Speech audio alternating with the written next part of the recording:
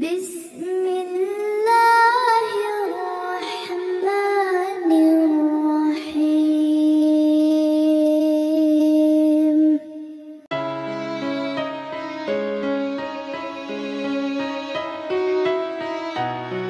Bismillahirrahmanirrahim. Assalamualaikum warahmatullahi wabarakatuh. Syukur alhamdulillah kita bisa berjumpa lagi di channel ini. Sholawat dan salam selalu dan tetap tercurahkan kepada junjungan kita Nabi besar Muhammad SAW. Allahumma sholli ala sayyidina Muhammad wa ala ali sayyidina Muhammad. Harapan dan doa saya, semoga saudaraku semuanya selalu diberikan kesehatan, dilapangkan rezekinya, diampuni dosa-dosanya, dan dipanjangkan umurnya. Amin ya robbal alamin. Sahabat beriman yang dirahmati Allah, bumi Palestina merupakan suatu perkara yang telah ada di dalam kitab suci Al-Quran. Allah telah mengatur sedemikian rupa bahwa turunan dari Bani Israel akan melakukan kerusakan untuk kedua kalinya di bumi tersebut, sehingga apa yang sedang terjadi sekarang ini merupakan bukti nyata kebenaran dari firman Allah SWT itu. Lalu, apakah Palestina disebut dalam Al-Quran dan apakah ada janji Allah pada Palestina dalam Al-Quran? Allah SWT berfirman, dan telah kami tetapkan terhadap Bani Israel dalam kitab itu, sesungguhnya kamu akan membuat kerusakan di muka bumi ini 2 kali, dan pasti kamu akan menyombongkan diri dengan kesombongan yang besar. QS Al-Isra ayat 4. Sungguh hal tersebut telah terjadi. Israel yang merupakan keturunan dari Bani Israel telah berada pada tingkat kesombongan yang besar. Mereka bangga dengan apa yang mereka lakukan, ditambah lagi dengan dukungan dari negara-negara besar seperti Amerika dan Inggris yang terus membuat mereka merasa di atas. Namun Allah telah menjanjikan kepada mereka bahwa akan adanya hamba-hamba Allah yang perkasa yang dapat mengalahkan mereka. Allah SWT berfirman, maka apabila datang saat hukuman bagi kejahatan pertama dari kedua kejahatan itu, kami datangkan kepadamu hamba-hamba kami yang mempunyai kekuatan yang besar. Lalu mereka merajalela di kampung-kampung, dan itulah ketetapan yang pasti terlaksana.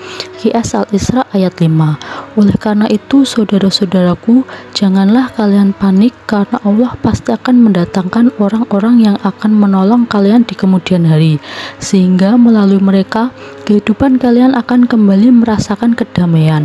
Tapi Allah telah menjanjikan juga kepada Bani Israel bahwa mereka akan mengalami kemenangan kembali. Allah SWT berfirman, kemudian kami berikan kepadamu giliran untuk mengalahkan mereka. Kami membantumu dengan harta kekayaan dan anak-anak, dan kami jadikan kamu kelompok yang besar. QS Al-Isra ayat 6. Kemudian Allah SWT berfirman, jika kamu berbuat baik, berarti kamu berbuat baik bagi dirimu sendiri. Dan jika kamu berbuat jahat, maka kejahatan itu bagi dirimu sendiri. Dan apabila datang saat hukuman bagi kejahatan yang kedua, kami datangkan orang-orang lain untuk menyuramkan muka-muka kamu, dan mereka masuk ke dalam masjid, sebagaimana musuh-musuhmu memasukinya pada kali pertama, dan untuk membinasakan sehabis-habisnya apa saja yang mereka kuasai. QS Al-Isra ayat 7. Itulah kebenaran dari apa yang telah Allah sampaikan kepada kita.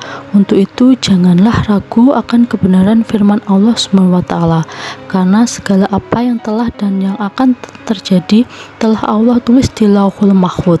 Kalaupun Bani Israel itu kembali melakukan kejahatan, Allah pasti akan tempatkan mereka ke tempat yang serendah-rendahnya, yakni neraka jahanam yang merupakan penjara bagi orang-orang kafir. Allah SWT berfirman, mudah-mudahan Tuhanmu akan melimpahkan rahmatnya kepadamu, dan sekiranya kamu kembali pada kedurhakaan, niscaya kami kembali mengazabmu, dan kami jadikan neraka jahanam penjara bagi orang-orang yang tidak berfirman. QS Al-Isra ayat 8. Palestina, yakni Al-Quds atau Baitul Maqdis di dalam agama Islam, adalah kiblat pertama muslimin, tanah suci dan salah satu dari syiar-syiar Allah yang harus diagungkan dan disucikan.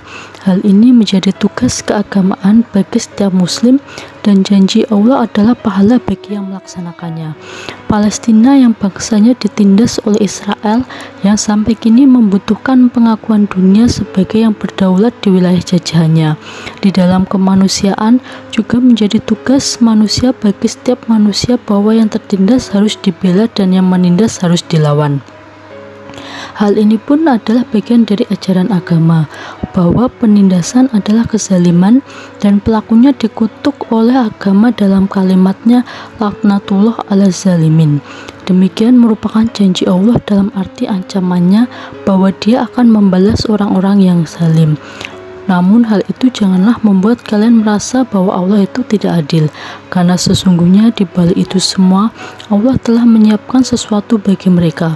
Allah akan membangkitkan semangat kita untuk kembali berjihad, sehingga Masjid Al-Aqsa dapat kembali ke tangan umat muslim. Sahabat beriman yang dirahmati Allah, itulah janji Allah pada Palestina yang sudah tertulis di dalam Al-Quran.